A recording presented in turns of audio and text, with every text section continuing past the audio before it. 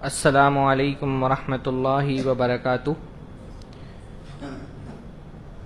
الحمد للہ رب العالمین والصلاة والسلام علی اشرف الانبیاء وسید المرسلین نبینا محمد وعلی آلہ وصحبہ اجمعین ومن تبعہم بإحسان الی یوم الدین۔ اعوذ باللہ السمیع العلیم من الشیطان الرجیم من ہمزہ ونفخہ ونفثہ۔ بسم اللہ الرحمن الرحیم۔ لعن الذین کفروا من بنی اسرائیل علی لسان داؤد وعیسی ابن مریم ذلک بما عصوا وکانوا یعتدون۔ کانوا لا یتناہون عن منکر فعلوہ لبئس ما کانوا یفعلون۔ سب سے پہلے ہر طرح کی حمد و ثنا اللہ رب العزت کے لیے لائق اور زیبا ہے، جس کی نعمتوں میں سے ایک نعمت یہ ہے کہ ہم اللہ تعالیٰ کے کلام کو پڑھنے اور سمجھنے کے لیے اس مجلس میں جمع ہوئے ہیں۔ اللہ تعالیٰ اس مجلس میں ہماری حاضری کو قبول فرمائیں۔ سورہ مائدہ کی کچھ آیتوں کی تفسیر پچھلے درس میں ہوئی تھی۔ سورہ مائدہ اور پھر انشاءاللہ تعالیٰ اس کے بعد سورہ انعام کی کچھ آیتیں آج کے درس میں انشاءاللہ تعالیٰ ہم دیکھیں گے، یعنی 7واں پارہ جو سورہ مائدہ کے کچھ حصے پر مشتمل ہے اور سورہ انعام کے کچھ حصے پر مشتمل ہے۔ سورہ مائدہ کی میں نے بتایا تھا کہ کیونکہ یہ مدنی دور میں آخر میں نازل ہونے والی صورت ہے، تو اس میں اہل کتاب کو خصوصی طور پہ مخاطب کیا گیا ہے اور ایک چارج شیٹ گویا کہ ان کے جرائم کی تیار کی گئی ہے کہ بنی اسرائیل سے، اہل کتاب سے کون کون سی غلطیاں سرزد ہوئیں، کون کون سی نافرمانیاں انہوں نے اللہ تعالیٰ کی اللہ نے فرمایا انہی گناہوں میں سے گناہ لعن الذین کفروا من بنی اسرائیل، کہ بنی اسرائیل میں جنہوں نے کفر کیا ان پر لعنت کی گئی، حضرت داؤد کے ذریعے سے بھی، ان کی زبان سے بھی، حضرت عیسیٰ کی زبان سے بھی، کیونکہ وہ اللہ کے نافرمان ہو گئے، اللہ نے جو لمٹ طے کی تھی ان لمٹ کو کراس کیا۔ کانوا لا یتناہون عن منکر فعلوہ لبئس ما کانوا یفعلون۔ اللہ نے فرمایا کہ یہ جو گناہ کرتے تھے، جو نافرمانیاں یہ کرتے تھے، آپس میں ایک دوسرے کو برا کرتے ہوئے دیکھتے تھے تو روکتے نہیں تھے۔ یعنی بنی اسرائیل کے گناہوں میں ایک گناہ یہ بھی بتایا گیا کہ کچھ تو گناہ کرنے والے تھے اور کچھ گناہوں کو دیکھ کر کے خاموش رہنے والے تھے۔ تو اللہ تعالیٰ کا عذاب صرف اس بات پر نہیں آتا ہے کہ بندہ گناہ کر رہا ہے، قوم اللہ تعالیٰ کی نافرمان ہو گئی ہے۔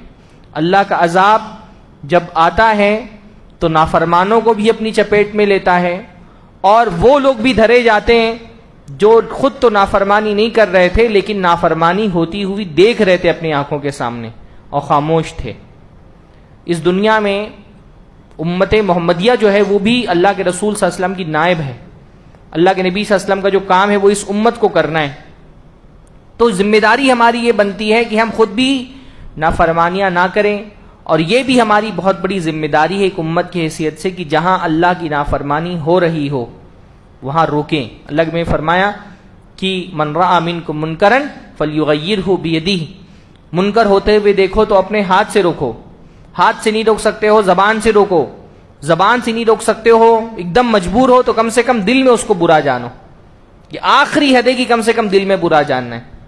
تو اللہ کے نبی صلی اللہ علیہ وسلم کی بہت مشہور حدیث اللہ نے فرمایا کہ نافرمانی کرنے والے اور نافرمانی دیکھ کر خاموش رہنے والے دونوں کی مثال کیسے، کہ ایک کشتی ہے، کشتی کے دو مالے ہیں، دو اس کے فلور ہیں، نیچے کے فلور پہ کچھ لوگ رہتے ہیں، کچھ لوگ اوپر فلور پہ رہتے ہیں۔ کشتی سمندر میں چل رہی ہے، اب نیچے کے فلور کے لوگ جب اوپر پانی لینے جاتے ہیں تو اوپر والوں کو پریشانی ہوتی ہے۔ نیچے کے فلور والے نے سوچا کیوں نہ ہم کشتی میں چھید کر لیں، پانی نیچے سے ہی حاصل کر لیں۔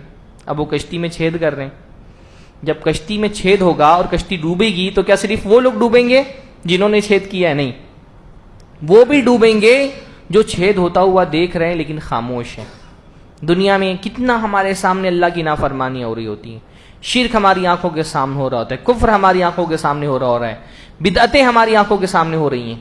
اس کو روکنے کے لیے کوئی نبی نہیں آنے والا، یہ ہماری ذمہ داری ہے زبان سے روکیں، ہاتھ سے روکیں. صورتحال تو یہ کہ انسان کے اپنے گھر میں کتنی اللہ کی نافرمانیاں ہو رہی ہوتی ہیں، لیکن انسان اتنا کمزور اور بے بس ہوتا ہے کہ اپنے گھر میں ہونے والی نافرمانیوں کو نہیں روک پاتا. اس کا اپنا بچہ داڑھی کاٹ رہا ہے، اس کے اندر طاقت نہیں کہ بچے کو روک دے. بیوی بیٹھ کر کے گھر میں فلمیں دیکھتی ہیں، سیریل دیکھتی ہیں، بیوی کے سامنے بھی آدمی بے بس بنا ہوا ہے، اس کے اندر اتنی ہمت نہیں کہ بیوی کو بھی روک دے. تو گناہ جو ہے وہ یہ بھی ہے کہ بندہ اللہ کی نافرمانیاں کرے، یہ بھی گناہ. نہیں، دین جو ہے وہ اللہ تعالیٰ نے اس لیے نہیں دیا کہ اس کو بند کر کے اپنے یہاں تجوریوں میں، کمروں میں، گھروں کے اندر بند کر کے رکھ لو. اس کو پہنچاؤ جہاں تک پہنچا سکتے ہو. پھر اس کے بعد اللہ تعالیٰ نے یہ بتایا لَتَجِدَنَّ أَشَدَّ النَّاسِ عَدَاوَةً لِلَّذِينَ آمَنُوا الْيَهُودَ وَالَّذِينَ أَشْرَكُوا. اللہ نے فرمایا کہ تم مسلمانوں کا، ایمان والوں کا سب سے شدید دشمن پاؤ گے یہودیوں کو. یہ صرف اللہ کے نبی صلی اللہ علیہ وسلم کے زمانے میں نہیں ہے، پوری انسانی تاریخ میں مسلمانوں سے سب سے شدت کے ساتھ دشمنی رکھنے والے یہود رہے. اور اس کے بعد فرمایا والذین اشرکوا، جو مشرک ہیں، بت پرست ہیں، یہ سب سے شدید مسلمانوں سے دشمنی رکھنے والے اپنی انتہا درجے میں. یعنی یہ وہ لوگ تھے جنہوں نے ایک سے زائد مرتبہ کوشش یہ کی، باوجود اس کے کہ اللہ کے نبی صلی اللہ علیہ وسلم کا ان کے ساتھ معاہدہ تھا امن کا، سیز فائر کا، لیکن انہوں نے مدینہ میں رہتے ہوئے کئی مرتبہ یہ کوشش کی کہ اللہ کے نبی صلی اللہ علیہ وسلم کو قتل کر دیا جائے. اللہ کے نبی صلی اللہ علیہ وسلم کو قتل کرنے کی پلاننگ کی. اللہ تعالیٰ نے اپنی رحمت سے بچا لیا. کبھی زہر دینے کی کوشش کی، کبھی اللہ کے نبی صلی اللہ علیہ وسلم کے اوپر پتھر گرانے کی کوشش کی. ہر زمانے میں مسلمانوں کے لیے بغض، نفرت ان کے دل میں بھری ہوئی ہے، آج بھی بھری ہوئی ہے. اور فرمایا ان کے ساتھ جو مشرکین ہوتے ہیں، بت پرست ہوتے ہیں، یہ شدید ترین مسلمانوں کے دشمن ہیں. اور آپ آج کے دور میں بھی دیکھ لیں گے کہ جو بت پرست قومیں ہیں وہ یہودیوں کے ساتھ مل کر کے مسلمانوں کو تکلیف پہنچانے کی، ایذا پہنچانے کی ہر ممکن کوشش کرتی ہے. ہمارے یہاں ایک مزاج ہی ہو گیا ہے نا کہ بعد ایک مغربی ممالک کی طرف سے جو رفاہی اور خیر کے کام ہو جاتے ہیں، ہم اس کو اتنا بڑا بنا کر پیش کرتے ہیں. ہمارے یہاں ایک طبقہ جو ہے مفکرین کا، وہ یہ کہتا ہے کہ بھئی اخلاق دیکھنے ہوں، اسلام دیکھنا ہو تو ذرا مغربی ممالک میں دیکھو، امریکہ میں جا کر کے دیکھو، یورپ میں جا کر کے دیکھو، کینیڈا میں جا کر کے دیکھو، کیا ان کے اخلاق ہوتے ہیں، کیا ان کے عادات ہوتے ہیں. اور ان کے جو قومی جرائم ہیں وہ سب پس پشت ڈال دیے جاتے ہیں. یہ جن کے اخلاق کا ہم قصہ گاتے ہیں، برطانیہ سے لے کے امریکہ تک کے، یہ ہماری مسلم ریاستوں کو ختم کرنے والے کون تھے؟ یہ ہندوستان پہ حملہ کس نے کیا؟ ہاں، یہی وحشی قومیں ہیں نا. یہ امریکہ جس کے اخلاق کا گن گاتے ہوئے ہمارے لوگ نہیں تھکتے ہیں. لاکھوں کی تعداد میں جو ریڈ انڈینز تھے امریکہ میں بسنے والے، پوری نسل ختم کر دی ان کی، جن کو ریڈ انڈینز کہا جاتا، اصلاً وہ انڈین نہیں تھے. ہاں، نسلیں ختم کر دی ان کی. آج ہمارے لوگ ان کے اخلاق کے گیت گاتے ہیں. برطانیہ دنیا کا سپر پاور ملک تھا ایک زمانے میں. اس کی حکومت کے بارے میں کہا جاتا ہے کہ اس کی جو ہے وہ اس کی حکومت میں سورج غروب نہیں ہوتا.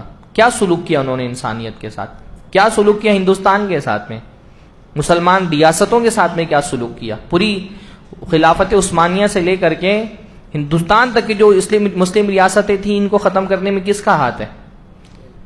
یہ ان کے اخلاق کی گیت. امریکن اخلاق کے ہمارے یہاں پر قصیدے پڑھے جاتے ہیں. یہ آپ عراق لے لیں، افغانستان لے لیں، لیبیا لے لیں، ان کو تباہ و برباد کرنے والے کون لوگ ہیں؟ ہاں، آج دنیا میں سب سے بڑا کاروبار ہتھیاروں کا کاروبار ہے. کون کرتے ہیں ہتھیاروں کا کاروبار؟ کون ہے جو ملکوں میں بغاوتوں پہ لوگوں کو ابھارتا ہے، لڑاتا ہے؟ ہاں، جس زمانے میں برطانیہ سپر پاور، برطانیہ کے پیچھے کس کی طاقت تھی؟ علامہ اقبال نے اس زمانے میں کہا تھا فرنگ کی رگے جاں پنجے یہود میں ہے. برطانیہ تو ایک فیس تھا، اس کے پیچھے طاقت کس کی کام کر رہی تھی؟ یہودیوں کی. اور آج امریکہ میں بھی جو اصل جو پاور جن لوگوں کے ہاتھ میں وہ سارے یہودی ہیں. اسٹیک ہولڈرز جن کو کہا جاتا ہے، اصل تو رسی جو ہے وہ انہی کے ہاتھ میں. اور یہ اچھا، میں اس سے پہلے بھی یہ بات کہہ چکا ہوں کہ حالانکہ یہود اور نصارہ مذہبی اعتبار سے آپس میں بالکل ایک دوسرے کے اپوزٹ ہے. یعنی نصارہ یہ سمجھتے ہیں کہ وہ جس حضرت عیسیٰ علیہ السلام جو ان کے معبود بھی ہیں رسول ہونے کے ساتھ ساتھ، ان کو قتل کرنے والے یہود ہیں. حضرت عیسیٰ کی والدہ مریم ان پر تہمت لگانے والے یہود ہیں. لیکن عیسائی اور یہودی مسلمانوں کے مقابلے میں ایک ہو گئے. تو یہ اللہ تعالیٰ نے بتا دیا ہے کہ تمہارے دشمن کون ہے. اللہ نے بہت احسان کیا ہے نا. دشمن بتا دیں گے یہ تمہارے دشمن ہیں, ان سے تم کو ہوشیار رہنا ہے, ان کی سازشوں سے تم کو ہوشیار رہنا ہے, ان کے فتنوں سے تم کو ہوشیار رہنا ہے. آج جو کچھ اسرائیل کر رہا ہے مسلم ملکوں کے ساتھ, عرب کے ساتھ, فلسطینی مسلمانوں کے ساتھ, جو کچھ پچھلے سال ہوا, ہر سال تماشا کھڑا ہوتا ہے. اللہ تعالیٰ نے کم سے کم یہ بتا دیا کہ یہ دشمن ہے, ان سے ہوشیار رہنا ہے, ان سے بچ کر کے رہنا ہے, ان کے قریب نہیں جانا ہے. اللہ نے فرمایا البتہ وہ لوگ لَتَجِدَنَّ أَقْرَبَهُمْ مَوَدَّةً لِلَّذِينَ آمَنُوا قَالُوا إِنَّا نَصَارَى. ان کے مقابلے میں کچھ لوگ جو اپنے آپ کو عیسائی کہتے ہیں, ان کو ذرا مسلمانوں سے قریب پاؤ گے. یہ کون لوگ تھے؟ یہ جو عیسائی اللہ کے نبی صلی اللہ علیہ وسلم کے آنے سے پہلے حضرت عیسیٰ کے دین پہ ایمان رکھنے والے تھے. جب ان کو قرآن کی آیتیں بتائی گئیں, اللہ کے نبی صلی اللہ علیہ وسلم کا دین پہنچا, تو بہت بڑی تعداد میں عیسائیوں نے اسلام قبول کیا. یہودی بہت قلیل تعداد میں, یعنی یہودیوں کے 3 قبائل تھے, لیکن اللہ کے نبی صلی اللہ علیہ وسلم کے زمانے میں بہت کم یہودی تھے جو اللہ کے نبی صلی اللہ علیہ وسلم پر ایمان لائے. البتہ عیسائی بہت بڑی تعداد میں کنورٹ ہوئے, اب بھی کنورٹ ہو رہے ہیں. یورپ کے ممالک میں, امریکہ اور اس کے ارد گرد کے ممالک میں بہت بڑی تعداد میں عیسائی ہیں جو اسلام کو قبول کرتے, پر یہودی مسلمانوں کے سخت ترین دشمن ہیں. پھر اللہ تعالیٰ نے جو ہے یہودیوں ہی کی سرکشی کا حوالہ دے کر کے اہل ایمان کو خطاب کرتے فرمائے یا الذین آمنوا لا تحرموا طیبات ما احل اللہ لکم ولا تعتدوا ان اللہ یحب المعتدین. کہ اے لوگوں جو ایمان لائے ہو, اللہ کی پاک چیزیں جو اللہ تعالیٰ نے تمہارے لیے حلال کی ہیں ان کو حرام مت کرو. یعنی گناہ جو ہے وہ دونوں سطح کا ہوتا ہے. اللہ کی حرام کو حلال کر لینا اپنے لیے یہ بھی گناہ ہے, اور بعض مرتبہ مذہبی شدت پسندی اتنی آ جاتی ہے لوگوں پر کہ اللہ کی حلال چیزوں کو بھی حرام کر لیتے ہیں. اللہ نے دونوں سے روکا ہے, نہ حرام کو حلال کرو, جو حرام ہے اس کو حرام رہنے دو, اور جو اللہ نے حلال کیا ہے اس کو حرام بھی مت کرو. بہت سارے جو ہے وہ رسومات یا بہت ساری چیزیں جن کو ہم یہ کہتے ہیں نا اندھ وشواس طرح کی چیزیں ہوتی ہیں کہ فلاں چیز نہیں کھا سکتے, فلاں چیز نہیں کھا سکتے. یہ عربوں کے معاشرے میں بھی بہت عام تھا. اللہ تعالیٰ نے سورہ انعام میں بھی ان کا ذکر کیا کہ فلاں فلاں قسم کی جانور بلا وجہ نہیں کھا سکتے. ہمارے یہاں بھی ہوتا ہے, عید الاضحیٰ کے موقع پہ آپ دیکھتے ہوں گے کہ جانوروں میں سے ایک پوری فہرست نکال دی جاتی کہ جانوروں میں یہ 10-12 چیزیں ہیں جو نہیں کھا سکتے, حرام ہے یا مکروہ ہے. بعض ایک میں نے لسٹ دیکھی, اس میں کلیجی بھی مکروہ, اور کیا ہے وہ تلی بھی مکروہ, ہاں پھیپڑا مکروہ, خصیہ جو ہے جانور کا اس کو بھی بول دیتے ہیں مکروہ. یعنی اللہ تعالیٰ نے جانور حلال کیا تو اس کا سب کچھ حلال ہے. تو لوگ کیا کرتے ہیں, دین کے نام پہ شدت پسندی اتنی آ جاتی ہے کہ اللہ کی حلال کی بھی چیزوں کو بھی حرام کر دیتے ہیں. یہ شدت پسندی بھی اللہ کو نہیں مطلوب ہے. یہود کیا یہ بھی معاملہ تھا کہ اللہ نے جو حلال کیا اس کو ہی حرام کر دو. اس لیے اللہ کے نبی صلی اللہ علیہ وسلم نے کیا فرمایا کہ سحری تاخیر سے کرو اور افطار میں جلدی کرو. اللہ تعالیٰ نے فجر تک کے تم کو اجازت دی ہے کہ تم کھا سکتے ہو. تو یہ کہ 10 منٹ پہلے ہی مسجد میں اعلان ہو جا رہا ہے کہ حضرات سحری کا وقت ختم ہو گیا ہے. بھائی اللہ نے تو فجر کے وقت سحری کا وقت ختم کیا, فجر کی اذان سے سحری کا وقت ختم ہوتا ہے, اس سے 10 منٹ پہلے کس نے حرام کر دیا؟ اللہ نے کیا فرمایا کہ فجر جب طلوع ہو جائے وہاں سے تمہارے لیے روزے کا آغاز ہوتا ہے. تو فجر سے تو اللہ تعالیٰ نے حرام کیا, یہ فجر سے 10 منٹ پہلے جو اعلان ہو جاتا ہے یہ کون حرام کرتا ہے؟ یہ اللہ نہیں حرام کرتا ہے, یہ کچھ لوگوں نے حرام کر لیا. اللہ نے فرمایا سورج غروب ہو جائے, اللہ کے نبی فرمایا ہم انبیاء کی جماعت, ہم کو یہ حکم دیا گیا ہے کہ ہم تاخیر سے سحری کریں, افطار میں جلدی کریں, دیر تک کے سحری کرتے رہیں یہاں تک کہ فجر طلوع ہو جائے, مطلب فجر کا طلوع ہونے کا علم ہو جائے, اور جیسے ہی سورج غروب ہو افطار کر لیں. بلکہ اللہ کے نبی صلی اللہ علیہ وسلم نے فرمایا لوگ خیریت پر, بھلائی پر قائم رہے گی میری امت جب تک کہ وہ افطار میں جلدی کرے گی. افطار میں جلدی کرنے کو اتنی بڑی بات بتایا گیا کہ افطار جلدی کریں گے تو خیریت رہے گی امت کے اندر, اور اگر افطار میں جلدی کرنے کی سنت چھوڑ دیں گے تو خیریت ختم ہو جائے گی. کیوں؟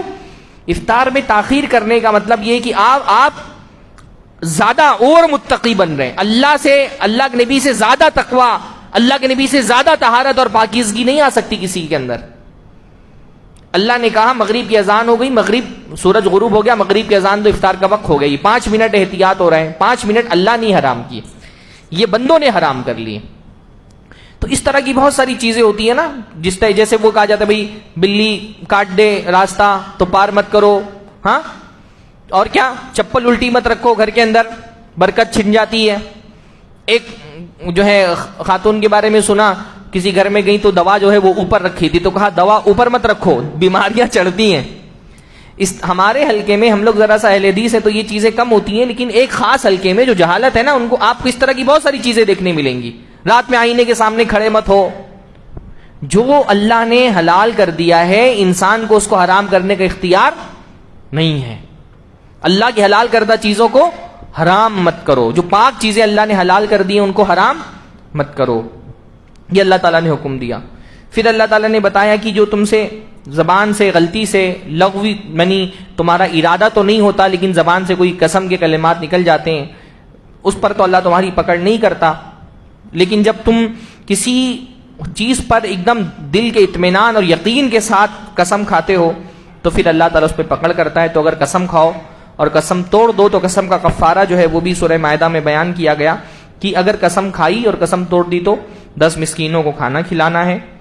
جو ہم اوسط کھانا کھاتے ہیں، دال چاول سبزی یا گوشت اور چاول، جو بھی ایک اوسط کھانا ہے، یعنی ایک دم ہلکا کھانا بھی نہیں، کھچڑی کھلا دے رہے ہیں، اور ایک دم بھاری جو ہے وہ بریانی کا بھی مطالبہ نہیں کیا گیا، اوسط درجے کا کھانا، وہ 10 مسکینوں کو کھلانا ہے. اگر کسی نے قسم توڑ دی ہے یا کھانا نہ کھلائیں تو ان کو کپڑے بھی پہنا سکتے ہیں، اختیار ہے، اس میں اختیار ہے، کپڑے بھی پہنا سکتے ہیں یا ایک غلام آزاد کر سکتے ہیں. ہاں یہ سب نہیں ہے تو 3 دن کا روزہ رکھنا ہے. ان 2 چیزوں میں اگر یہ چیز پہلے یہ کرنا ہے ترتیب میں اور یہ تینوں چیزیں نہیں کر سکے تو پھر اس کے بعد 3 دن کے روزے رکھنا ہے. اللہ نے کفارہ بیان کیا. پھر اللہ نے فرمایا کہ الذین آمنوا انما الخمر والمیسر والانصاب والازلام رجس من عمل الشیطان فاجتنبوه لعلکم تفلحون. اے لوگو جو ایمان لائے ہو، شراب، جوا، پانسے، تھان، یہ سارے گندی چیزیں، رجس ہیں، ناپاک گندی چیزیں ہیں. من عمل الشیطان، اور شیطان کا عمل ہے، فاجتنبوه لعلکم تفلحون، تو اس سے بچو، جوے سے بچو، شراب سے بچو. اور خمر کیا ہے؟ الخمر ما خامر العقل، خمر اس کو کہتے ہیں جو انسان کی عقل کو ڈھانپ دے. تو میں نے بتایا تھا آپ کو کہ شراب جو ہے وہ مختلف مراحل میں حرام کی گئی. پہلے جو ہے بتایا گیا کہ شراب جو ہے وہ کوئی اچھی چیز نہیں ہے، پھر اس میں تھوڑا سا نفع ہے تو نقصان بھی بہت زیادہ ہے. پھر اس کے بعد یہ کہا گیا کہ نماز کے قریب مت جاؤ. مرحلہ وار اللہ نے حرام کی. آخری آیت تھی جو شراب کی حرمت کے بارے میں نازل ہوئی کہ اللہ نے آخر میں کہہ دیا فجتنبوہ، اب تم کو بچنا ہے. اور صحابہ کرام نے جو ہے وہ اس پر عمل ایسا کیا کہ وہ مٹکے تک جس میں شراب رکھے تھے وہ بھی پھوڑ دیے. جب یہ آیت نازل ہوئی تو مکہ کی گلیوں میں شراب بہہ رہا تھا، گلیوں میں اور راستوں میں شراب بہہ رہا تھا، یعنی سب نے بہا دیا شراب کو، اس سے دور ہو گئے. تو یہ ایمان والے کا جب اس کو اللہ کا حکم ملتا ہے، اللہ تعالیٰ کسی چیز سے روک دیتا ہے تو پھر صدیوں پرانی، یعنی شراب جیسی عادت چھوڑنا آسان کام نہیں ہوتا ہے، لیکن اللہ کا حکم آ گیا تو گھر میں رکھنا تک گوارا نہیں کیا، اس برتن تک کو توڑ دیا جس میں رکھا جاتا تھا شراب. یہ ایک ایمان کا تقاضا ہوتا ہے. اس کے بعد اللہ نے فرمایا احل لکم صید البحر وطعامہ، کہ اللہ تعالیٰ نے تمہارے لیے سمندر کی جو شکار ہیں وہ حلال کی ہیں. تو سمندر کا جانور جو ہے وہ حلال ہے. سمندر کے وہ جانور جو سمندر میں رہتے ہیں اور ان کو اگر باہر نکالا جائے تو وہ مر جاتے ہیں، تو وہ سمندر کے جانور سارے کے سارے حلال ہیں. جھینگا بھی اسی میں شامل ہے. ہاں بعض لوگ جو ہے جھینگے کو حرام یا بعض لوگ مکروہ بولتے ہیں، جھینگا بھی انشاءاللہ تعالی حلال ہے. اب طبیعت کے اوپر ہے، کیکڑا بھی جو ہے وہ سمندر کا جانور ہے تو وہ حلال ہے. تو بہت ساری چیزیں حلال ہیں. یہ ضروری نہیں کہ ہر حلال چیز کھائی ہی جائے، لازم نہیں کہ اللہ نے واجب نہیں کیا، حلال کیا. حلال کا مطلب اگر کوئی کھانا چاہے تو کھا سکتا ہے. ایک بڑی پیاری بات اللہ نے فرمائی قل لا یستوی الخبیث والطیب ولو اعجبک کثرۃ الخبیث. اللہ کے رسول آپ بتا دیجئے کہ گندی چیز اور پاک چیز برابر نہیں ہو سکتے. گرچہ کی خراب چیزوں کی کثرت، خبیث چیزوں کی کثرت آپ کو بہت تعجب میں ڈال دے. بہت یعنی بعض مرتبہ ایسا ہوتا ہے کوئی خراب چیز وہ اتنا عام ہو گئی ہے کہ اب اس کی خرابی کا تصور ختم ہو گیا. تو گندی چیز گندی رہے گی، ہے نا. کسی چیز کا کوئی گندی چیز ہے وہ بہت عام ہو جائے تو وہ اچھی نہیں ہو جاتی. خبیث چیز جیسے موسیقی ہے، موسیقی خبیث ہی رہے گی چاہے کتنی عام ہو جائے. اب اتنی عام ہو گئی کہ ہمارے یہاں بعض لوگ دین کے حوالے سے بھی کوئی پیغام دینا ہوتا ہے تو موسیقی کے بغیر نہیں چلتا. مسجد میں بھی موسیقی، یعنی اس درجے میں موسیقی کسی زمانے میں عام نہیں تھی نا، اب اتنی عام ہو گئی ہے کہ مسجد میں بھی موبائل میں لوگوں کی موسیقی بجتی ہے. تو خبیث کتنا بھی بڑھ کیوں نہ جائے، خبیث خبیث ہی رہتا ہے، وہ اچھا نہیں ہو سکتا. بے حیائی ہے ہمارے زمانے میں، جو اس وقت صورتحال ہے ہمارے معاشروں کے اندر بے حیائی کی، آج سے 40-50 سال پہلے آپ نے مسلم معاشروں میں ایسی بے حیائی نہیں دیکھی ہوگی جو آج دکھنے میں آ رہی ہے نا؟ بھئی نقاب کے جو پیٹرن آج آپ دیکھتے ہیں، یہاں کرلا میں رہتے ہیں، کوئی بھنڈی بازار میں رہتا ہے، کوئی مالونی میں رہتا ہے، بازاروں میں جو بے پردگی دکھائی دیتی ہے آج سے 40-50 سال پہلے آپ نے اس کو تصور بھی نہیں کیا ہوگا، ہے نا؟ تو یہ خبیث خباثت عام ہو جانے سے اللہ تعالیٰ کے وہ مقبول نہیں ہو جاتی. اللہ نے جس کو خبیث قرار دے دیا وہ خبیث ہی ہے. تو خباثت کی کثرت سے متاثر نہیں ہونا چاہیے کہ کوئی خبیث چیز بہت لوگ کر رہے ہیں تو اب اس کو ہم قبول کر لیں، وہ ایکسیپٹڈ نہیں ہوگی کبھی بھی جو اللہ نے حرام کر دی ہے. اسی طرح سے پھر اس کے بعد جو ہے وہ سورہ انعام کا آغاز ہوتا ہے. سورہ انعام جو ہے وہ پہلی مکی صورت ہے ترتیب کے اعتبار سے، یعنی سورہ بقرہ کے بعد سے مسلسل 5 صورتیں جو ہیں وہ مدنی صورتیں، اور اس کے بعد مکی صورت کا آغاز ہوتا ہے سورہ انعام سے. سورہ انعام اصل میں اللہ کی حمد پر مشتمل ہے.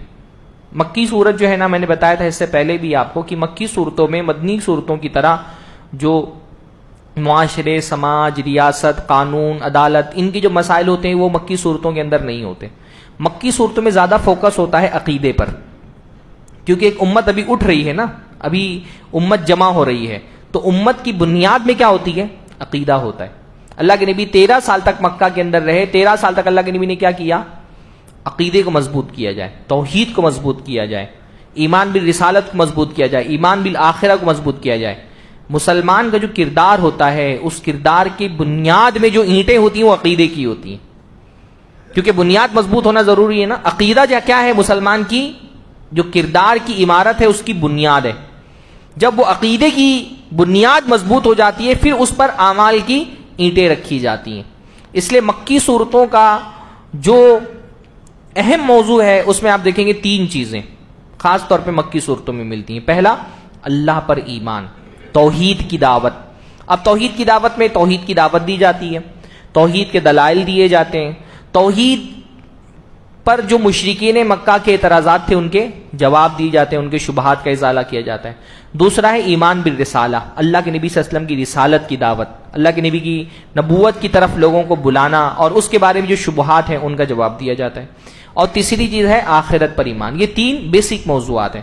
اس میں سورہ انعام میں خاص بات یہ ہے کہ اللہ تعالیٰ کی تعریف، حمد، اللہ کا مقام، یعنی اسلام کی جو توحید کی دعوت ہے اس کی بنیاد کیا ہے؟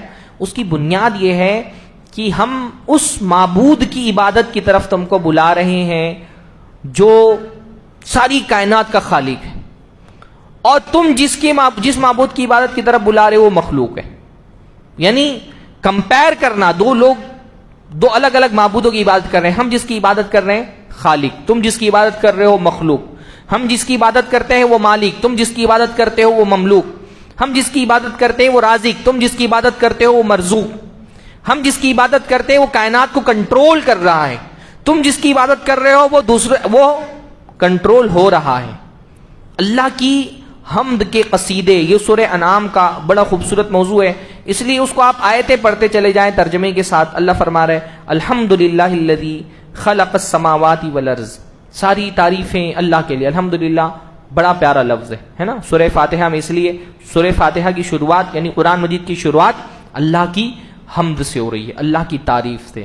حمد میں نے پہلے بھی غالباً بتایا کہ حمد کے معنی بھی پائے جاتے ہیں، یعنی تعریف کے، اور شکر کے معنی بھی پائے جاتے ہیں کہ اللہ نے جو ہم پر نعمتیں کی اس پر بھی اللہ کی حمد، اور اللہ تعالیٰ نے ویسے بھی اللہ کی جو صفات اور کمالات ہیں اس پر بھی اللہ کی تعریف. اور حمد میں محبت کے معنی بھی پائے جا رہے ہیں. یعنی ایک تو تعریف وہ ہوتی ہے جس کو ہم ثنا کہتے ہیں کہ کسی کی تعریف کر دینا، گرچہ اس میں ہمارا اپنا کوئی جذباتی انوالومنٹ نہیں ہے، بس کوئی آدمی چیز قابل تعریف ہے ہم نے تعریف کر دی. حمد میں تعریف کے ساتھ ساتھ محبت کا اظہار ہوتا ہے. یعنی حمد جو ہے مع المحبت والتعظیم، علماء نے کہا حمد جو ہے وہ اللہ کی تعریف کرنا محبت اور تعظیم کے ساتھ. تو بندہ کہہ رہا ہے الحمدللہ الذی خلق السماوات والارض. ساری تعریف اللہ کے لیے ہے جس نے آسمان و زمین کی تخلیق کی، آسمان و زمین کو پیدا کیا. وجعل الظلمات والنور، اور اندھیروں کو بھی اس نے بنایا ہے، روشنی کو بھی اس نے بنایا ہے. اللہ تعالیٰ کی صفات میں جو اولین صفت جسے ربوبیت میں ہمارا تعارف ہوتا ہے وہ خالق. اللہ اکیلا خالق ہے. اللہ کے علاوہ جو کچھ بھی ہے وہ اللہ تعالیٰ کی مخلوق ہے. اندھیرے بھی اس نے بنائے ہیں, اندھیرے بھی ہماری ضرورت ہے, اور روشنی بھی اس نے بنائی ہے, روشنی بھی ہماری ضرورت ہے. اس کے ذریعے سے اصل میں ان مذہبی عقائد کا رد کیا جا رہا ہے جن کا یہ ماننا تھا کہ اندھیروں کا خالق کوئی اور ہے اور روشنی کا خالق کوئی اور ہے. جو دنیا میں مجوسی مذہب ہے نا, پارسی لوگ, پارسی کیا کہتے ہیں؟ اندھیروں کا خالق الگ ہے اور روشنی کا خالق الگ ہے. یزدا اور اہرمن, ان کے حساب سے یزدا جو ہے وہ اچھائی کا خالق ہے, روشنی کا, اور اہرمن جو ہے وہ اندھیرے کا خالق. وہ کہتے ہیں شر کا خالق الگ ہے, خیر کا خالق الگ ہے. اللہ تعالیٰ نے ہم کو یہ بتایا کہ دنیا میں جو کچھ بھی ہے, جو اچھا برا ہو رہا ہے, سب اللہ نے پیدا کی. حتیٰ کہ شر بھی جو دنیا کے اندر ہے وہ اللہ ہی نے پیدا کیا. اس لیے تو ہم دعا کرتے ہیں نا, جب ہم من شر ما خلق, اللہ تعالیٰ ہم اس شر سے بھی پناہ چاہتے ہیں جو اللہ نے پیدا کیا ہے. تو شر بھی جو دنیا کے اندر ہے, مصیبتیں بھی جو ہے وہ اللہ تعالیٰ ہی دیتا ہے. یہ الگ بات ہے کہ اس شر کے پیچھے اللہ تعالیٰ کی حکمتیں ہوتی ہیں. عذاب بھی اللہ تعالیٰ دیتا ہے, مصیبتیں بھی اللہ نازل کرتا ہے. تو یہ جو بتایا گیا ہے کہ اللہ تعالیٰ ظلمات کا یعنی اندھیروں کا بھی خالق ہے اور اللہ تعالیٰ نور کا بھی خالق ہے. پھر اللہ نے فرمایا هو الذی خلقکم من طین ثم قضى اجلا, اللہ تعالیٰ نے تم کو تین کا مطلب ہوتا ہے کیچڑ, اللہ تعالیٰ نے تم کو کیچڑ سے پیدا کیا ہے.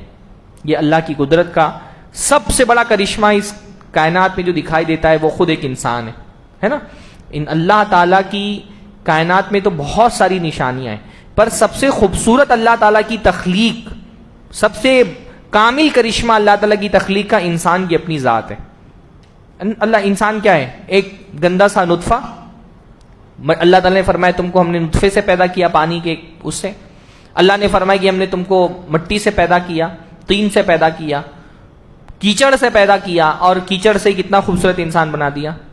فی احسنی تقویم, زبردست تقویم میں زبردست اللہ تعالیٰ نے جسم عطا فرمایا. اس لیے اللہ نے فرمایا خود انسان اگر اپنی ذات کے اندر غور کرے تو اس کو اللہ کی قدرت کے بہت سارے کرشمے دکھائی دیں گے. اپنی آنکھوں کو دیکھے, اپنے کان کو دیکھے, اللہ نے فرمایا اپنی زبان کو دیکھیں, اللہ تعالیٰ نے فرمایا اپنی ذات کے اندر غور کرو. وہ اللہ نے فرمایا وَفِي الْأَرْضِ آيَاتٌ لِّلْمُوقِنِينَ وَفِي أَنفُسِكُمْ أَفَلَا تُبْصِرُونَ, اللہ نے زمین پہ بہت ساری نشانیاں رکھی ہیں یقین کرنے والوں کے لیے, اور خود تمہاری جان میں بہت ساری نشانیاں ہیں اگر تم غور کرو تو. اپنی ذات کے اندر دیکھو گے تو اللہ تعالیٰ کی بہت ساری نشانیاں دکھائی دیں گی. آپ یہ صرف انسان کی ذات کو دیکھیں, کوئی سمجھدار انسان جس کے پاس ذرہ برابر ایک لاجک اس کو ملی ہو اللہ تعالیٰ کی طرف سے, تو وہ یہ کہہ سکتا ہے, کامن سینس رکھنے والا آدمی, کی اتنا خوبصورت انسان اپنے آپ پیدا ہو گیا. دنیا میں ہم ایک اسپیکر کے بارے میں نہیں کہہ سکتے کہ اسپیکر بنا کے رکھ دیا جائے, کہا جائے کہ یہ اپنے آپ بن گیا ہے. انسان کو اللہ تعالیٰ نے کان دیے, کتنا زبردست ایک آلہ سننے کے لیے دیا گیا ہے. کان کتنا زبردست آلہ ہے جو سننے کے لیے دیا گیا. ایک ملحد کے بارے میں کہیں کسی میں نے پڑھا کہ وہ جو ہے ایک مرتبہ بیٹھا ہوا تھا, اس نے اپنے بچے کے کان دیکھے, بلایا اپنے بچے کو, کان دیکھنے لگا اس کا, اور کان دیکھ کر کے اس نے سوچا کہ یہ سننے کے لیے اتنا زبردست آلہ ملا ہے یہ اپنے آپ نہیں بن سکتا, اس میں تو پلاننگ دکھتی ہے کہ پلان سے بنایا گیا, ایک پلاننگ سے بنایا گیا. یہ اپنے آپ کان نہیں بن سکتا, اس میں تو پلاننگ دکھائی دے رہی ہے. لیکن جیسے ہی اس کے ذہن میں پلاننگ والی بات آئی, وہ لکھتا ہے کہ میں نے فوراً اس بات کو اپنے دماغ سے نکال دیا, کیونکہ اگر میں پلاننگ مان لوں گا تو مجھے ماننا پڑے گا کوئی پلانر بھی ہے, تو پھر مجھے اللہ کی ذات پہ ایمان لانا پڑے گا. انسان کی شخصیت کو آپ دیکھیں, اس کے جسم کا ایک ایک حصہ, جتنا آپ اس پہ غور کرتے جائیں گے آپ کو سمجھ میں آئے گا کہ بہت پلاننگ کے ساتھ انسان کا جسم بنایا گیا. اس کا دماغ, اس کی جسم میں جو کھانے کے بعد جو اس کے کھانے کو ہضم کرنے کا ایک پورا سسٹم رکھا گیا ہے, اس کا دل کیسے دھڑک رہا ہے, خون کی رگیں اتنی زیادہ اللہ تعالیٰ نے جسم کے اندر بنائی ہیں کہ اگر دنیا کو اس کی رگوں سے دنیا کو لپیٹا جائے سیدھا کر کے اس کی نسوں سے, تو 70 سے زائد مرتبہ دنیا کو لپیٹا جا سکتا ہے. اتنی باریک نسیں ہمارے جسم میں دوڑا دی ہیں خون سپلائی کرنے کے لیے. پھر وہ کتنا بے وقوف انسان ہے جو یہ کہتا ہے کہ یہ اتنا خوبصورت انسان اپنے آپ وجود میں آ گیا ہے, کوئی اس کا بنانے والا نہیں. اللہ تعالیٰ انسان کو اس کی حیثیت یاد دلاتا ہے کہ تم کچھ نہیں تھے, تم کو پیدا کرنے والا اللہ ہے. پھر ایک قرآن مجید کا بڑا اہم موضوع ہے, اللہ تعالیٰ نے یہ سورہ انعام میں بھی خاص طور پہ اس کا ذکر کیا ہے کہ یہ جو اہل کتاب, یہ جو مشرکین تھے اللہ کے نبی صلی اللہ علیہ وسلم کے زمانے میں, یہ بار بار اللہ کے نبی سے مطالبہ کرتے تھے کہ تم کوئی ایسی نشانی دکھا دو بالکل اچنبھے والی تو ہم تمہارے پر ایمان لے کے آ جائیں گے. یہ سونے کا پہاڑ یہاں سے نکال دو, یہاں سے نہر جاری کر دو, اچانک اشارہ کرو اور باغات نکل کر کے آ جائیں انگور کے اور کھجور کے, ایسے کوئی کرشمہ دکھاؤ تو ہم تم پر ایمان لے کر کے آئیں گے. بعض مرتبہ اللہ کے نبی صلی اللہ علیہ وسلم بھی سوچتے تھے کہ کوئی ایسی نشانی اللہ تعالیٰ دکھا ہی دے جس سے سارے لوگ ایمان لے کر کے آ جائیں. اللہ تعالیٰ نے فرمایا وَمَا تَأْتِيهِم مِّنْ آيَةٍ مِّنْ آيَةِ رَبِّهِمْ إِلَّا كَانُوا عَنْهَا مُعْرِضِينَ, کہ آپ کوئی بھی نشانی ان کو لا کر کے دکھا دیں یہ ایمان نہیں لانے والے. جیسے قوم سمود تھی نا, اس نے حضرت صالح علیہ السلام سے مطالبہ کیا کہ اگر اس پہاڑی سے تم ایک اونٹنی لے کر کے دکھا دو تو ہم ایمان لے آئیں گے, تو اونٹنی آ گئی, کیا وہ ایمان لائے؟ جو سرکش انسان ہوتا ہے وہ صرف انکار کے بہانے ڈھونڈ رہا ہوتا ہے, تو وہ صرف انکار کے بہانے کہ تم یہ کر دو کہ تم ایمان لے آئیں گے, وہ کر دو تو ایمان لے آئیں گے. اللہ تعالیٰ نے فرمایا وَلَوْ أَنزَلْنَا عَلَيْكَ, یعنی ایک مطالبہ یہ بھی تھا کہ تم کہتے ہو تمہارے پاس ایک فرشتہ آتا ہے اور وہ وحی لے کر کے آتا ہے, ہم تو نہیں دیکھتے, ذرا فرشتہ ہمارے سامنے آئے اترے تو ہم دیکھیں اپنی آنکھوں سے تو مانیں کہ تم نبی ہو, ہم تو نہیں دیکھتے, تم بتاتے ہو. اور تم کہتے ہو کہ تم پر کتاب نازل ہوئی, تو ہم نے تھوڑی دیکھا کتاب نازل ہوتے ہوئے, تم ہماری آنکھوں کے سامنے جاؤ آسمان پر اور خالی ہاتھ جاؤ اور وہاں سے کتاب لے کر کے آؤ, تب ہم مانیں گے کہ ہاں یہ اللہ کی کتاب ہے. یہ تم بولتے ہو وہی آتی ہے, ہم تو نہیں دیکھتے. اللہ نے فرمایا وَلَوْ نَزَّلْنَا عَلَيْكَ كِتَابًا فِي قِرْطَاسٍ فَلَمَسُوهُ بِأَيْدِيهِمْ لَقَالَ الَّذِينَ كَفَرُوا إِنَّ هَذَا لَسِحْرٌ مُبِينٌ إِنْ هَذَا إِلَّا سِحْرٌ مُبِينٌ. اللہ فرما رہے ہیں کہ اگر ہم آسمان سے ان کے لیے کتاب اتار دیں, یہ اپنی آنکھوں سے دیکھیں کہ آسمان سے کتاب اتر رہی ہے, فَلَمَسُوهُ بِأَيْدِيهِمْ, اور اپنے ہاتھوں سے چھو بھی لے کے یہاں واقعتاً کتاب ہے, لقال الذین کفروا, تو جن لوگوں کو کفر کرنا ہے وہ کیا کہیں گے, ان ھذا الا سحر مبین, یہ تو ایک کھلا ہوا جادو ہے. دیکھ بھی لیں گے تو بولیں گے کھلا ہوا جادو ہے, نہیں مانیں گے. یہ ان کو نہیں ماننا ہے تو یہ بہانے ان کے پاس ہے کہ یہ کر دو گے تو مانیں گے, یہ کر دو گے تو مانیں گے, آپ سب کر دو. بلکہ قرآن مجید میں ایک جگہ جو ہے نا وہ بڑے پیارے انداز میں اللہ رب العالمین نے فرمایا کہ اللہ کے نبی صلی اللہ علیہ وسلم, آپ یعنی اللہ کے نبی کو بار بار تمنا ہوتی تھی کہ اللہ تعالیٰ کوئی ایسا معجزہ کیوں نہیں دکھا دیتا کہ یہ ایمان لے کر کے آ جائیں. تو اللہ نے فرمایا کہ ہم تو نہیں دکھائیں گے, ہاں تم کو اگر کوئی آسمان کی سیڑھی ملتی ہے وہاں پہ چڑھ کر کے, یا زمین میں کوئی سرنگ ہو تو جا کر کے نکال لاؤ معجزہ, ہم ایسا معجزہ نہیں دکھائیں گے. ہاں, ایک بڑا محبت کے انداز میں اللہ کے نبی صلی اللہ علیہ وسلم سے فرمایا. یعنی اگر بندے کو ایمان لانا ہے تو کیا دنیا میں اللہ کی معجزات کم ہیں؟ ہاں, دنیا بھری بھی اللہ کے معجزات ہے نا. سورج اللہ تعالیٰ کی قدرت کا کتنا بڑا کرشمہ ہے, چاند ہے, ستارے ہیں, یہ ہوائیں جس میں ہم سانس لے رہے ہیں, ہاں خود ہمارا جسم, ٹھاٹے مارتا ہوا سمندر, کیا اللہ تعالیٰ کی قدرت کی نشانیاں کم ہیں اگر کوئی اللہ تعالیٰ پہ ایمان لانا چاہے؟ پھر بھی تو دنیا میں ایسے لوگ بھی موجود ہیں نا جو کہتے ہیں کائنات اپنے آپ بن گئی ہے, یا اس کو کسی اور کا کرشمہ ماننے والے. مجھے یاد آتا ہے کہ ہم لوگ غالباً 5ویں 6ٹھی جماعت میں تھے, تو وہ ایک حادثہ, ایک واقعہ ہوا تھا. وہ ماہیم درگاہ کے پیچھے پانی جو ہے وہ میٹھا ہو گیا تھا, آپ لوگوں کو بھی شاید یاد ہو. ہاں, پر ہمارا طالب علمی کا زمانہ تھا, رحمانیہ میں پڑھتا تھا میں, کاندیولی میں. تو وہ مخلوق اتنی جمع ہو گئی, ہر آدمی جو ہے وہ وہاں پہنچ کر کے پانی بھر رہا ہے, وہ گندا سا پانی پی بھی رہے ہیں لوگ, اس میں نہا بھی رہے ہیں. وہ یو پی سے, بہرائچ سے, ہاں کہاں سے لوگ آ رہے ہیں کہ وہ بابا کی کرامت سے پانی سمندر کا میٹھا ہو گیا ہے. اللہ نے اتنا بڑا سمندر بنایا ہے, بندے کو وہ نہیں دکھتا ہے. اور پانی تھوڑا سا وہ ایک کسی وجہ سے, وہ نالے کا پانی تھا جو یہاں آپ کی میٹھی ندی کا پانی تھا, وہ بہ کر کے جاتا ہے. ہاں, وہ پوئی کا, اور یہ جو میٹھی ندی کا پانی تھا وہ جب جا کر کے وہ ندی جو ہے, وہ نالا جو ہے جب جا کے ملتا ہے, تو کیونکہ نمکین پانی جو ہے اس کی کثافت کم ہوتی تو وہ پیچھے چلا گیا اور میٹھا پانی آگے آ گیا. تو یہ دیکھیے کہ اللہ تعالیٰ کی قدرت کتنے سارے کرشمے نہیں دکھائی دیتے بندے کو کہ اللہ کے سامنے بھی ہاتھ پھیلا دے. اور وہ پانی میٹھا ہو گیا اتفاق سے, اس کے پیچھے مزار تھا تو بھیڑ لگ گئی مرادیں مانگنے والوں کی. تو مشرک کے ذہن میں نا ہمیشہ جو ہے نا وہ کرامتیں ہی گھوم رہی ہوتی. آپ اس لیے جو قبر پرست لوگ ہیں ان سے آپ گفتگو کریں گے نا, وہ بس اپنے باباؤں کی کرامت ہی کا تذکرہ کریں گے, ان کی زبان پہ کم ہی آپ اللہ تعالیٰ کی قدرت کے کرشمے سنیں گے, ہے نا. وہ ہمیشہ آپ دیکھ قوالی ہمارے علاقوں میں چلتی رہتی ہے نا, کان میں آواز آتی فلاں بابا کا کرشمہ, فلاں بابا کا کرشمہ. اور جو مولوی لوگ بیان کرتے رہتے ہیں ان کے, ہاں فلاں بابا کی کرامت, فلاں بابا کی کرامت. کرامتوں کا ایسا, یعنی ایسا ان کا مزاج بنا دیا گیا کہ انہوں نے کرامتوں کو ہی دین سمجھ لیا. اللہ کی عظمت کے اتنے سارے حوالے اس کائنات میں موجود ہیں، وہ ان کو دکھائی نہیں دے رہے. قرآن مجید یہ دکھاتا ہے، قرآن مجید یہ دکھاتا ہے کہ دیکھو سورج، چاند، ستارے یہ اللہ تعالیٰ نے پیدا کیے ہیں. پھر اللہ تعالیٰ نے جو ہے وہ اس میں ایک بڑا اہم مضمون یہ بھی آتا ہے، ان یمسسک اللہ بضر فلا کاشف له الا هو وان یمسسک بخیر فهو على كل شیء قدیر، کہ اللہ تعالیٰ اگر مجھے کوئی تکلیف پہنچانا چاہے تو کوئی اس کو دور نہیں کر سکتا، اور اللہ تعالیٰ اگر کوئی نعمت دینا چاہے تو کوئی اس کو چھین نہیں سکتا. ایمان والے بندے کا یہ عقیدہ ہوتا ہے، مضبوط عقیدہ، وہ اللہ کے علاوہ کسی اور سے نہیں ڈرتا. پھر اللہ تعالیٰ نے یہ بھی بتایا کہ بہت ساری قومیں جو عربوں میں اور عربوں کے علاوہ دوسری قومیں جو آباد تھیں، بڑی بڑی ان کی تہذیب تھی، اپنے زمانے کی طاقتور لوگ سمجھے جاتے تھے، اللہ نے ان کے نشان ختم کر دیے. قومیں ختم ہو گئیں، ان کے نشان باقی تھے. ان کے گھر عاد و سمود کی جو علاقے تھے وہ عرب کے اندر پائے جاتے تھے. عرب کے لوگ اس سے واقف تھے کہ عاد و سمود یہ بڑی بڑی قومیں تھیں، طاقتور لوگ تھے، اتنے بڑے بڑے محل بنا کر کے رہتے تھے، لیکن ان کی تہذیب ختم ہو گئی. اللہ تعالیٰ احساس دلانا چاہتا ہے کہ تمہاری کیا حیثیت ہے. دنیا میں ہر زمانے میں ایسا ہوا ہے کہ انسان نے تہذیب کی ترقی کے نتیجے میں سمجھ لیا کہ اب میں انکریڈیبل ہو گیا ہوں، اب مجھے کوئی نہیں ہرا سکتا. پر اللہ کا عذاب آتا ہے تو اللہ تعالیٰ نیست و نابود کر دیتا ہے. ہر زمانے میں بعض لوگ ایسے رہے ہیں جن کو طاقت کا ایسا غرور ہوا، ان کو لگا اب ہم نے دنیا کو فتح کر لیا ہے، اب ہمارا کوئی مقابلہ نہیں کر سکتا، اب ہم کو کوئی شکست نہیں دے سکتا. پر اللہ کا عذاب آتا ہے تو اللہ تعالیٰ نیست و نابود کر دیتا ہے.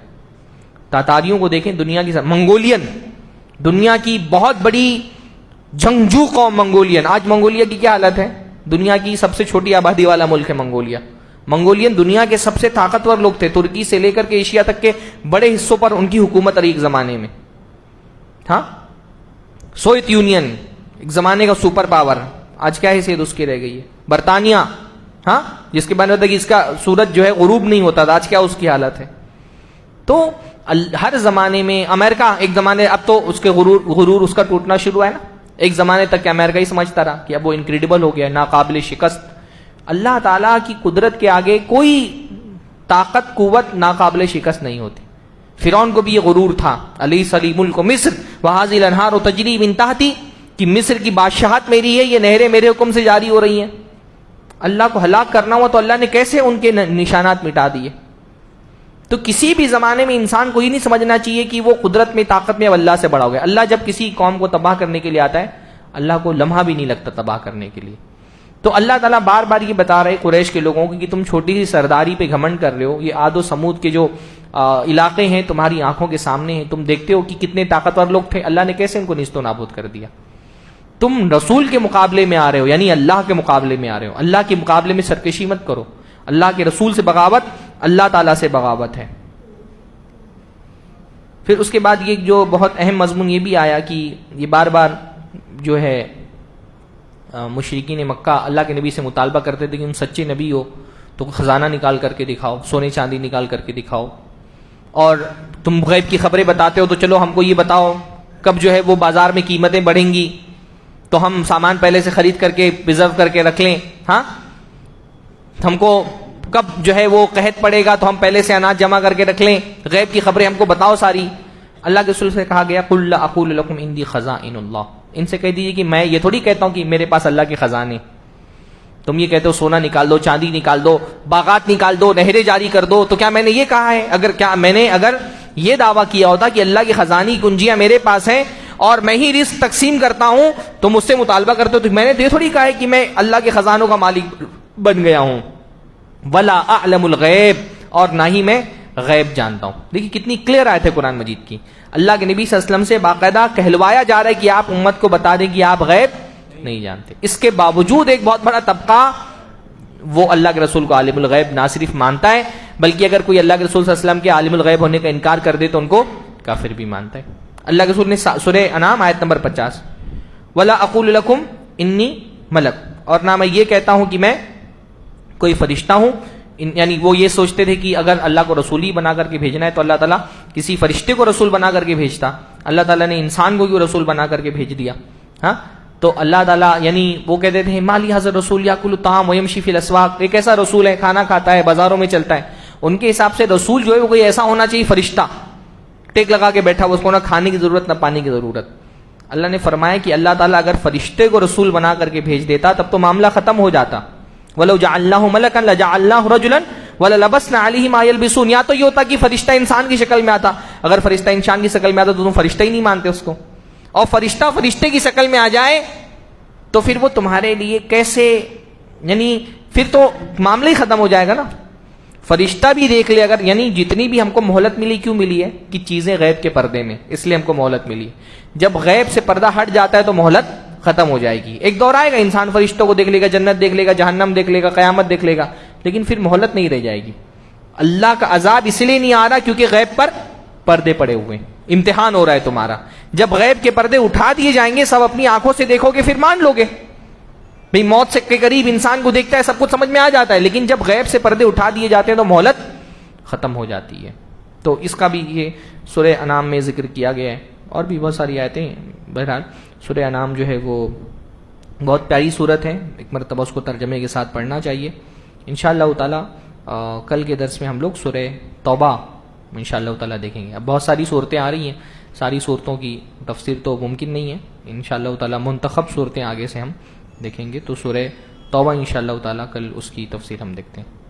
وآخر دعوانا الحمدللہ رب العالمین. السلام علیکم ورحمۃ اللہ وبرکاتہ.